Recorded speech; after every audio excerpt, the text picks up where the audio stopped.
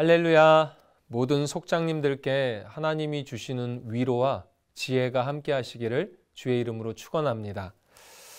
사명 감당하시는 것도 감사한데 이렇게 속회 지도자 교육 영상을 통해 미리 속회 공과를 공부하시는 것 주님이 기뻐하시고 여러분들이 인도하시는 속회에 하나님께서 큰 은혜 부어주실 줄로 믿습니다. 속회는 구조적으로는 교회의 작은 기둥입니다.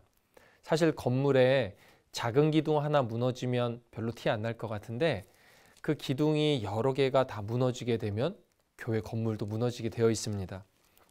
또 영적으로는 이 교회의 교역자들이 미처 섬세하게 보지 못한 우리 성도님들을 속장님들 덕분에 그 곳곳까지 이 하나님께서 주시는 생명수의 영적인 것이 흘러들어갈 수 있는 역할을 하는 것, 그것이 우리 귀한 속장님들의 구조적이고 영적인 역할이라는 것을 꼭 기억하시기를 부탁드립니다. 이 교회의 내적인 영적 기둥이 되어주시는 우리 속장님들 위해 축복하고 우리 속장님들 삶에 주시는 하나님의 그 기도의 응답과 축복이 함께 하시기를 주님의 이름으로 축복합니다. 기도하고 시작하겠습니다. 자비하고 은혜로우신 하나님 아버지, 연약한 우리를 불러주시고 속장으로 사명 감당케 하신 것 하나님의 은혜이자 선물인 줄로 믿습니다. 무더운 더위 속이지만 말씀을 사모하며 이 자리에 함께 하시는 우리 속장님들 강건케 하여 주시고 말씀을 통해 지혜로 충만케 하여 주시옵소서. 속해 인도할 때마다 성령 함께 하여 주셔서 하나님의 말씀이 이 속회를 인도하고 있거나 체험케 되는 역사를 곳곳에 허락하여 주시옵소서. 함께하여 주실 줄로 믿사오며 예수님의 이름으로 기도하옵나이다. 아멘. 오늘 이 시간에는 하반기 공과 5과의 말씀으로 본문은 마태복음 5장 38절에서 48절까지의 말씀입니다. 제가 봉독해 드리겠습니다. 마태복음 5장 38절에서 48절까지의 말씀입니다. 또 눈은 눈으로 이는 이로 갚으라 하였다는 것을 너희가 들었으나 나는 너희에게 이르노니 악한 자를 대적하지 말라. 누구든지 내 오른편 뺨을 치거든 왼편도 돌려대며 또 너를 고발하여 속옷을 가지고자 하는 자에게 겉옷까지도 가지게 하며 또 누구든지 너로 억지로 오리를 가게 하거든 그 사람과 심리를 동행하고 내게 구하는 자에게 주며 내게 꾸고자 하는 자에게 거절하지 말라. 또 내 이웃을 사랑하고 내 원수를 미워하라 하였다는 것을 너희가 들었으나 나는 너희에게 이르노니 너희 원수를 사랑하며 너희를 박해하는 자를 위하여 기도하라. 이같이 한즉 하늘에 계신 너희 아버지의 아들이 되리니 이는 하나님이 그 해를 악인과 선인에게 비추시며 비를 의로운 자와 불의한 자에게 내려주심이라. 너희가 너희를 사랑하는 자를 사랑하면 무슨 상이 있으리요? 세리도 이같이 아니하느냐? 또 너희가 너희 형제에게만 무난하면 남보다 더하는 것이 무엇이냐? 이방인들도 이같이 아니하느냐? 그러므로 하늘에 계신 너희 아버지의 온전하심과 같이 너희도 온전하라. 아멘. 오늘 속회 공과 5과의 제목은 아버지의 온전하심과 같이 너희도 온전하라입니다. 신약 성경의 가장 첫 번째로 시작하는 것은 마태복음이지만 사실 마태복음보다 마가복음이 먼저 쓰여졌다고 학자들은 이야기합니다. 그렇다면 왜 마태복음이 이 신약 성경의 가장 앞자리에 있을까요? 그 이유를 성서학자들은 두 가지 정도로 정리하는데 첫 번째는 구약과의 연결성입니다. 마태복음 1장 1절은 아브라함과 다윗의 자손 예수 그리스도의 계보라로 시작되는데 이것이 이 구약과 신약의 연결점을 보여준다 이야기합니다. 그래서인지 이 저자인 마태는 16권의 구약 성경에서 무려 70개의 구절을 이 마태복음에 인용하면서 구약과 자신의 복음서의 연결점을 나타내고자 노력했습니다. 이 두 번째 마태복음이 앞서 있는 이유는 그 별명 이 마태복음의 별명에서 힌트를 얻을 수가 있는데 마태복음의 별명이 유대인을 위한 복음서라 불리웁니다. 즉 유대인들, 당시의 대표적인 유대인들인 바리새인과 서기관들을 위한 복음서로 기록했는데 이 말은 당시 유대인들, 즉 율법에 몰입되어 있던 그 유대인들에게 예수 그리스도를 믿는 이 복음을 전해주기 위한 목적이 있었습니다. 당시 이 유대인들은 이 예수 그리스도가 정말 메시아, 그 구약에 기록된 구약에 예언된 메시아가 맞는가에 대한 의문점으로 내적 갈등이 있었습니다.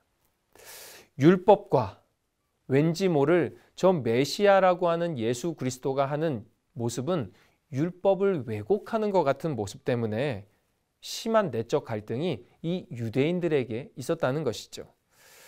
그런 유대인들을 향하여 예수님께서는 간결하게 답변하고 계십니다. 마태복음 5장 17절인데요. 내가 율법이나 선지자를 폐하러 온 줄로 생각하지 말라. 폐하러 온 것이 아니요 완전하게 하려 함이라.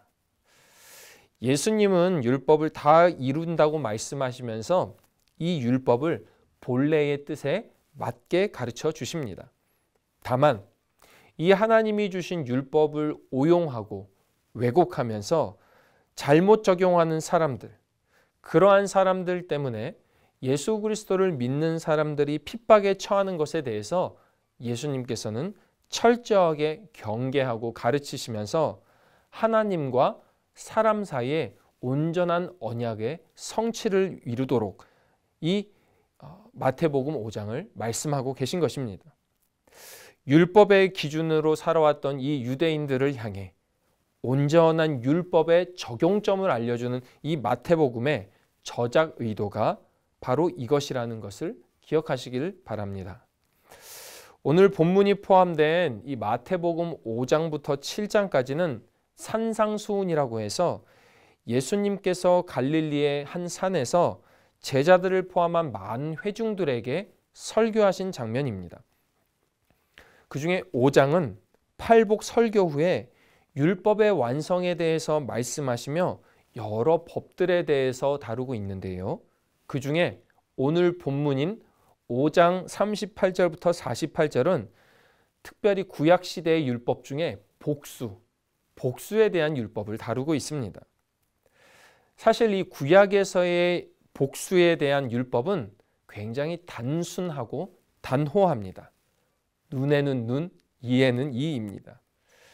그러나 예수님께서는 이 구약의 율법에 대해서 적극적으로 이야기하시는데 무저항입니다.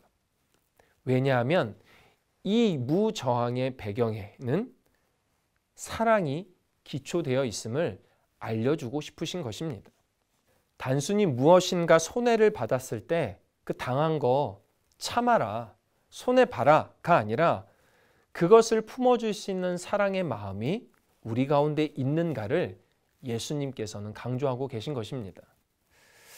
이 사랑의 마음을 배경에 먼저 두시고 오늘의 본문이 의미하는 것이 무엇인지를 몇 가지로 나누어 보기를 원합니다. 첫째는 복수하지 않는 마음을 말씀하고 계십니다. 당시 바리새인이 중요시 여겼던 이 율법에서의 보복은 출애굽기 21장 24절에서 25절에 나와 있습니다. 눈은 눈으로, 이는 이로, 손은 손으로, 발은 발로 상하게 한 것은 상함으로, 때린 것은 때림으로 갚으라. 이 출애굽기에 말씀하고 계십니다. 당시 이 율법에 충실했던 유대인들, 즉 바리새인과 서기관들은 이 율법을 너무나 잘 지켰습니다. 그래서 이 사실 율법을 제정하신 이 하나님의 의도와 이 율법을 충실히 지키는 바리새인들의 의도가 달라졌습니다. 하나님께서 이 율법을 제정하신 의도는 복수해라, 사람을 핍박해라, 눈에는 눈, 이에는 이로 보답해줘라가 아니라 이 율법을 통해 하나님께서 주신 질서와 공의를 지켜라. 그리고 이 율법으로 말미암아 공동체 간의 평화를 누려라. 바로 이것이 이 하나님께서 주신 율법의 재정 의도였습니다. 그런데 이 바리새인들과 서기관들의 율법 준행하는 의도는 평화보다 그것을 넘어선 억압과 핍박과 권리 행사가 주된 의도였습니다. 예수님께서는 이런 바리새인과 서기관들에 의해 복수가 집행되는 이 시점에서 구약의 율법과는 너무 반대되는 말씀을 하고 계십니다. 39절부터 이어지는 말씀처럼 내 오른뺨을 치거든 왼뺨을 돌려대라는 겁니다. 모욕을 받았을 때에 모욕으로 갚지 말라는 겁니다. 또 40절입니다. 속옷을 뺏어가려고 하면 겉옷까지 주라는 것입니다. 내 소유에 집착하지 말 뿐더러 권리까지 주라고 하시는 겁니다. 41절 보면 억지로 오리를 가게 하거든 그 사람과 심리를 동행하라고 말씀하십니다. 귀찮은 일이 다가와도 관대한 마음으로 그 사람과 함께 하라는 것입니다. 42절에는 구하는 자에게 주며 꾸고자 하면 거절하지 말아라 말씀하십니다. 복수가 부딪혀서 모욕과 큰 해로 가기 전에 그 큰 해가 서로 간에 난무할지라도 예수님을 믿는 사람들은 복수가 아닌 사랑의 마음으로 행동하라고 이 말씀을 통해 우리에게 권면하고 계신 것입니다. 쉽지 않은 일이지만 성령님께서 내 주 안에 계실 때에 가능하며 이것이 예수님을 닮아가는 온전한 모습임을 기억하시고 예수님의 구원의 감격을 기억하며 이 말씀에 순종하게 되시는 여러분과 제가 되기를 주님의 이름으로 축복합니다. 둘째로 원수를 사랑하는 마음을 품어야 온전해집니다. 오늘 본문 44절을 통해 또 우리에게 어려운 미션을 주십니다. 44절입니다. 나는 너희에게 이르노니 너희 원수를 사랑하며 너희를 박해하는 자를 위하여 기도하라. 이 땅을 살아가면서 사실 싫어하는 사람 없이 평생을 살아가는 것도 쉬운 일은 아닙니다. 하물며 이 원수는 더더욱 보고 싶지 않을 터인데 그 원수를 사랑하라고 말씀하십니다. 판단하기에 앞서 사랑하라는 것입니다. 여기 사랑하며에 사용된 동사 아가파오라는 이 단어는 인간을 향한 하나님의 사랑 그리고 하나님을 향한 인간의 사랑이 포함됨과 동시에 인간과 인간 사이에 사랑하라는 명령형이 이 의미 가운데에 이 단어 가운데에 포함되어져 있습니다. 즉, 이 단어 자체에 사랑하고 사랑하라는 구체적이고 실제적인 그 명령이 담겨 있으므로 복수하지 않고 사랑으로 품으며 미워하지 말고 끝까지 사랑하라는 그 인내의 명령이 이 말씀 가운데에 담겨 있는 것입니다. 쉽지 않은 일이지요. 너무나 쉽지 않은 일입니다. 그렇기에 예수님은 목적, 그 목표를 우리에게 주시는 것인데 48절입니다. 하늘에 계신 너희 아버지의 온전하심과 같이 너희도 온전하라. 사실 하나님과 사람이 동일한 이 궁극적인 완전함으로 함께 이루어 갈 수는 없습니다. 그러나 주님께서 우리에게 원하시는 것은 이 온전함을 향해 성숙함을 향해 끊임없이 달려가는 것을 원하고 계시는 것입니다. 완성이 아니라 그 완전을 향해 노력하는 것, 그 마음의 배경이 사랑의 노력일 때에 주님이 원하시는 이 율법의 완성이 우리 삶에 이루어져 가는 평화를 누리게 되는 줄 믿습니다. 셋째로 온유한 마음이 온전하게 합니다. 마태복음 5장 5절입니다. 온유한 자는 복이 있나니 그들이 땅을 기업으로 받을 것이며. 이 온유란 원어를 직역하면 허세를 부리지 않는다라는 뜻이 있습니다. 그런데 의역하면, 문장에 맞게 의역하면 적극적인 마음으로 고통을 참고 인내하라라는 의미가 담겨 있습니다. 칼빈이란 신학자는 이 온유를 부드러운 마음으로 살며 노하기를 더디하며 절제할 수 있는 인격이라 이야기합니다. 오늘 이 속회공과에는 마틴 로이드 존스 목사님의 말씀을 소개하는데요. 우리가 하나님 앞에서 내가 죄인입니다 라고 고백하는 것은 쉬운 일이지만 만약에 남이 나에게 죄인이라고 말하게끔 허용하는 것은 어렵다라고 이야기합니다. 불쾌해한다고 이야기하고 있습니다. 사실 많은 사람들이 이 죄와 불쾌함에 대해 이중적인 모습으로 살아가고 있음을 간접적으로 우리가 보게 됩니다. 이러한 불편함이 있을 때에 필요한 것이 바로 온유의 마음입니다. 이 온유함은 우리가 억울함과 모함의 때에 가장 필요한, 가장 강력한 무기가 됩니다. 온유의 원어 프라우스는 야생동물에게 사실 사용된 단어입니다. 난폭하기 그지없는 거칠었던 동물이 훈련을 통해 길들여지는 것이 바로 이 프라우스입니다.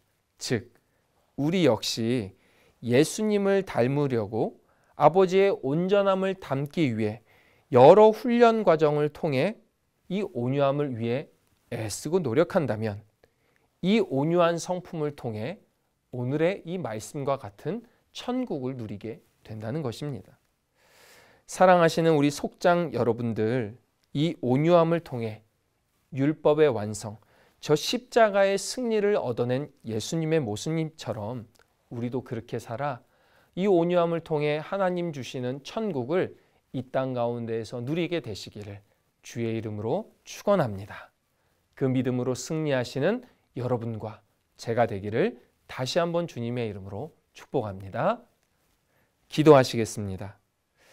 은혜의 하나님, 우리에게 율법의 완성을 보여주셔서 주님의 온전함을 닮아가게 하심에 감사를 드립니다.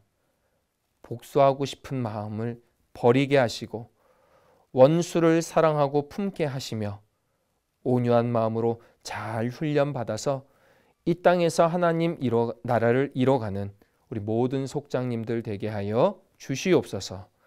예수님의 이름으로 기도하옵나이다. 아멘. 하늘에 계신 우리 아버지여, 이름이 거룩히 여김을 받으시오며 나라에 임하옵시며 뜻이 하늘에서 이루어진 것 같이 땅에서도 이루어지이다. 오늘날 우리에게 일용할 양식을 주옵시고 우리가 우리에게 죄 지은 자를 사하여 준 것 같이 우리의 죄를 사하여 주옵시고 우리를 시험에 들게 하지 마옵시며 다만 악에서 구하옵소서. 대개 나라와 권세와 영광이 아버지께 영원히 있사옵나이다. 아멘.